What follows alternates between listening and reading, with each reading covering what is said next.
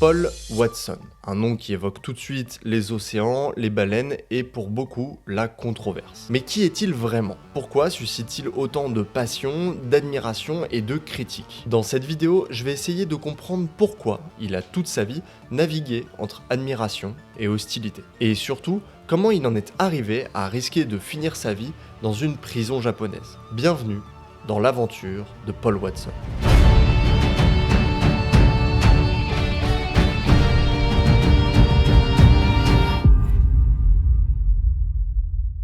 Avant toute chose, au moment où je tourne cette vidéo, Paul Watson est toujours incarcéré au Groenland depuis son arrestation le 21 juillet 2024 par la police danoise. Mis à part ça, et le fait qu'il soit le fondateur de Sea Shepherd, mes connaissances s'arrêtaient là. Je savais bien évidemment que c'était un défenseur des baleines, mais j'avais aussi l'impression qu'il pouvait mener des actions problématiques. Et innocemment, je me disais que s'il avait été arrêté, c'était probablement puisqu'il avait dû faire des choses soit à la limite de la légalité, soit complètement illégales. Alors, je me suis renseigné. J'ai regardé des dizaines d'interviews, de documentaires, et je vais essayer ici de vous présenter les grands tournants de sa vie. Mais j'ai d'abord commencé par essayer de comprendre d'où il venait. Ah, et pensez bien à vous abonner, à commenter et à liker. On y va. Paul Watson est né en 1950 à Toronto, et il grandit dans la baie de Fundy, à la frontière avec les États-Unis. Son premier acte militant, si on peut appeler ça comme ça, s'est passé alors qu'il n'avait que 10 ans.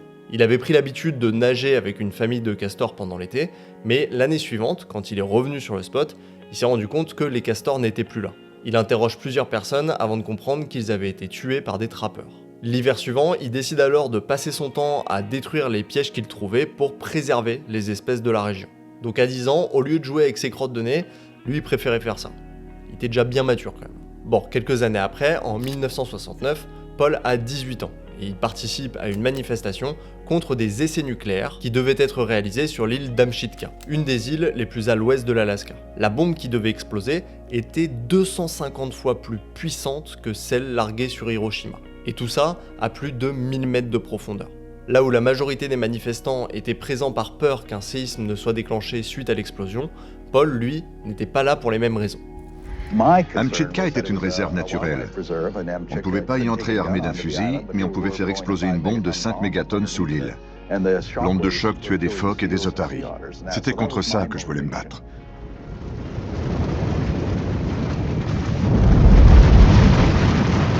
Malheureusement, l'armée américaine fera quand même exploser la bombe, ce qui tuera un grand nombre d'espèces marines. Bon, ça on ne peut que le supposer puisqu'il n'y a aucune étude scientifique qui a été faite pour évaluer les dégâts. Mais bon, je pense ne pas trop prendre de risques en disant qu'il y a plein d'espèces qui ont été tuées suite à l'explosion de cette bombe. Le groupe de manifestants dont Paul faisait partie s'appelait Don't Make a Wave. Et même si la bombe a bien explosé, les essais nucléaires ont pris fin après celle-ci grâce aux manifestations. À la suite de ça, Paul, avec d'autres manifestants de Don't Make a Wave, va fonder Greenpeace, l'ONG qui aujourd'hui compte plus de 3 millions d'adhérents dans le monde. Après sa création, 2 missions très importantes pour Paul sont alors planifiées. La première, c'est celle qui le motivera quelques années après à fonder Sea Shepherd. Elle a été baptisée Greenpeace 5 et avait pour objectif d'empêcher les baleiniers russes de chasser la baleine. Je manœuvrais pour le gêner à chaque fois qu'il essayait de viser. Le capitaine soviétique est arrivé en courant et s'est mis à hurler dans l'oreille du harponneur. Puis il s'est tourné vers nous, il a souri et il a fait glisser son doigt sur sa gorge. Alors j'ai compris que la philosophie de Gandhi n'allait pas marcher. Après avoir vu plusieurs grands cétacés se faire harponner devant ses yeux sans réussir à s'interposer, Paul propose aux autres membres de Greenpeace de réaliser d'autres missions actives ayant pour but de stopper des actions de chasse. Et c'est important de préciser que le fait de voir des baleines et des cachalots se faire tuer devant ses yeux le traumatisera à vie. Suite à ça, la prochaine mission est planifiée, et elle aura pour but de saboter la chasse aux bébés phoques qui se passe au nord du Canada.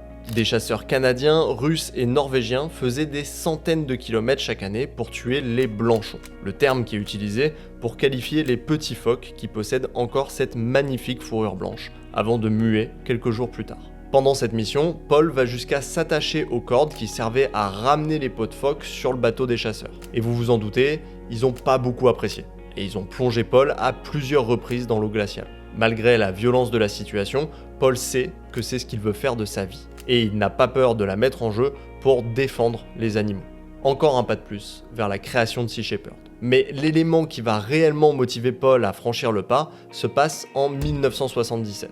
6 ans après la création de Greenpeace, les autres membres de l'administration décident d'écarter Paul de l'ONG. Ses actions, enfin plutôt une de ses actions, a été jugée trop violente. Lors de cette campagne-là, Paul a saisi le gourdin d'un chasseur de phoques qui venait de fracasser le crâne d'un bébé phoque et qui s'apprêtait à en tuer un second.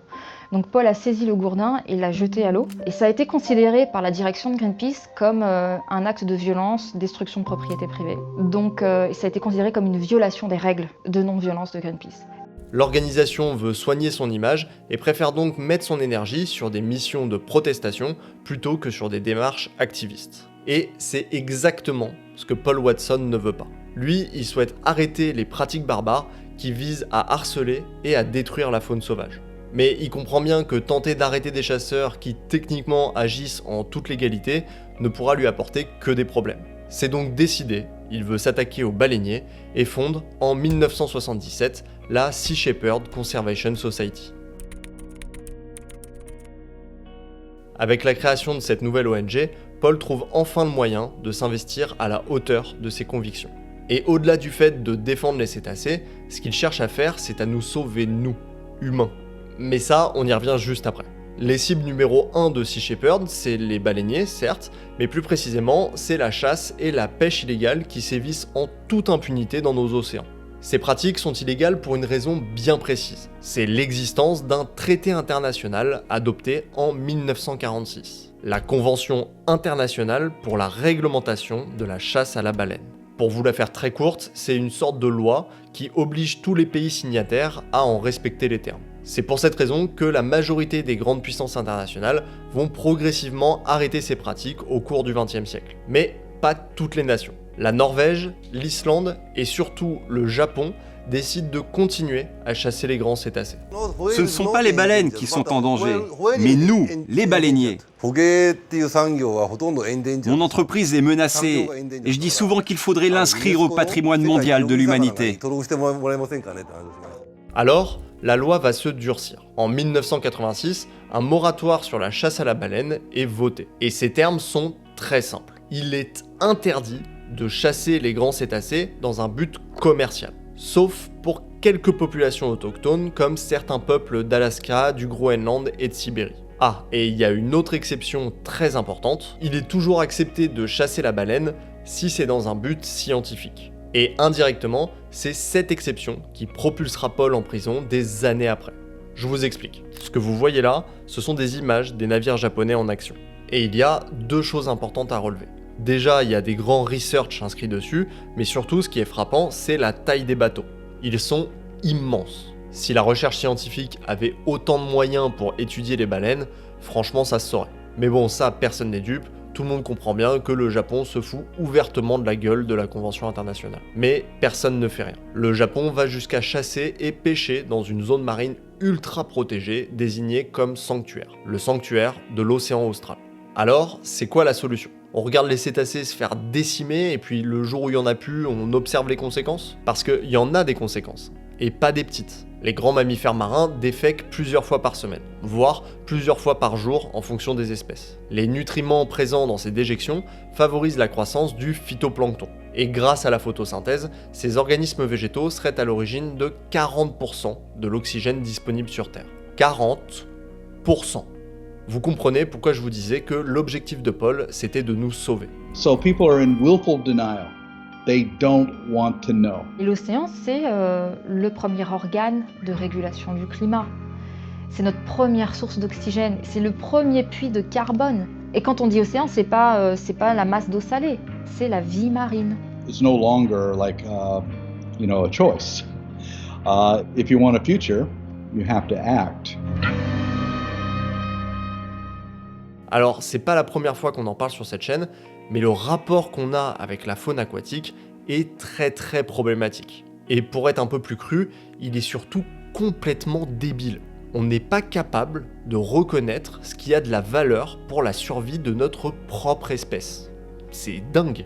Mais bref, même si la grande majorité d'entre nous ne font pas grand chose pour agir, il y en a certains qui décident de s'activer. Et parmi eux, il y a Paul et Sea Shepherd. tout bénévole qui souhaite rejoindre l'équipage de Sea Shepherd se verra poser une question. Es-tu prêt à sacrifier ta vie pour celle d'une baleine? Cette question est souvent pointée du doigt par les opposants aux méthodes de Sea Shepherd, alors voilà ce que Paul répond. You know, for instance, people ask me, how can you ask young people to risk their life to protect a whale? This is really going to extremes. I said, no. In our society, we ask young people not only to risk their life, but to kill other young people in the name of religion, or for the flag, or for real estate, or for oil wells. I think it's a far more noble pursuit to risk your life to protect an endangered species or a threatened habitat. I think it's really interesting. People look upon us as radicals or extremists. I said, look, I'm a conservative. You don't get more conservative than being a conservationist. The radicals are destroying this planet. They're the extremists. You know, we're trying to stop that extremism.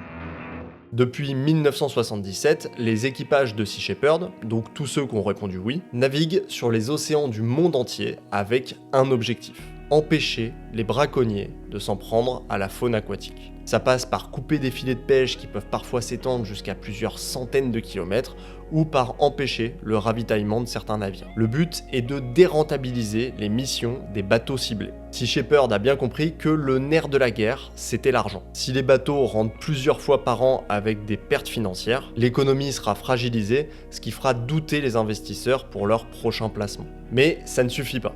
Pour agir, il faut des moyens. Et pour avoir des moyens, il faut être visible. Et pour ça, en 2007, Paul réussit à convaincre la chaîne américaine Discovery Channel de produire une série documentaire sur les missions de Sea Shepherd.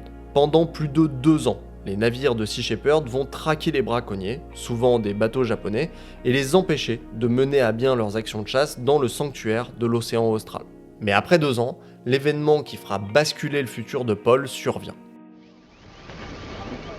Wow. Wow. Oh my God. They hit it? I taken all those off. Ce que vous venez de voir, c'est la destruction de l'Adigil, le trimaran de Pete Bethune, un néo-zélandais qui a rejoint Sea Shepherd quelques mois auparavant. Après cette collision, Pete montera à bord du navire japonais et sera inculpé par la justice nippone de 5 chefs d'accusation: intrusion, agression, possession illégale de couteaux, destruction de propriété et, la plus intéressante, entrave aux activités commerciales. En fait, par ces chefs d'accusation, le Japon fait donc un aveu. La chasse à la baleine qu'il pratique depuis des dizaines d'années dans des zones protégées n'est pas faite dans un but scientifique, mais bien dans un objectif commercial. On s'en doutait, mais là c'est eux qui le disent. Après ça, sous la pression japonaise, Pete Bethune déclarera que c'est Paul qui lui a ordonné de monter à bord du navire japonais. C'est exactement ce qu'il cherchait, une raison tangible pour arrêter Paul.